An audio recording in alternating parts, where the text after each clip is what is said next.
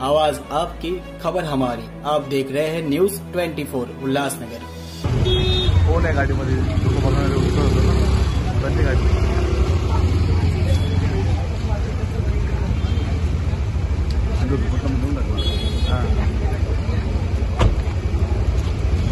हे पानी बॉटल रे, पानी।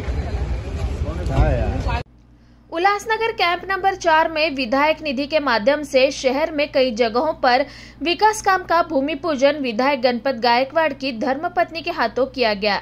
उल्लासनगर में कई क्षेत्र में सड़कों का सीमेंटीकरण और पीने के लिए पाइपलाइन डालना जरूरी हो गया था। जनता की सुविधाओं को ध्यान में रखते हुए 5 करोड़ की विधायक निधि के माध्यम से शहर के अलग अलग 4 ठिकानों पर भूमि पूजन किया गया, जिसमें श्रीराम नगर पूनम होटल के पास पानी का पाइपलाइन बिछाने का काम शुरू किया गया। इसी प्रकार महादेव चौल रामदास 17 सेक्शन बीके 1437 में सड़क सीमेंटीकरण का भूमि पूजन किया गया।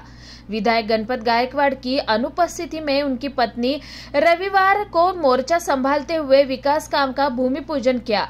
इस मौके पर बड़ी संख्या में पदाधिकारी के अलावा तमाम लोग उपस्थित थे। जनता पार्टी विकासाचा संकल्प घेऊन आमदार गणपत गायकवाड काम करत होते व आता हा विकासाचा संकल्पाचा मार्ग न थांबवता याकरिता हे कार्य पुढे घेऊन जाण्यासाठी गायकवाड साहेबांचा परिवार समर्थ आहे आणि जनताही त्यांच्या सोबत आहे। हो राहील। आज उल्हासनगर शहरात एक उल्हासाचं वातावरण तयार झालेलं आहे। त्या वातावरणात आमच्या ताई सुलभाताई आमदार साहेबांच्या पत्नी या सक्रिय राजकारणात उतरलेल्या आहेत।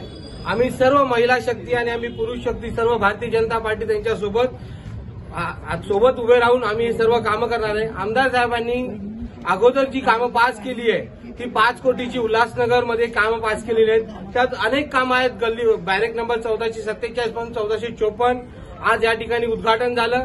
त्यानंतर महावीर चाळ सतरामदासच्या इथे आणि पाईपलाईनचं श्रीरामनगर या ठिकाणी उद्घाटन करण्यात आलं ताईंच्या हातून।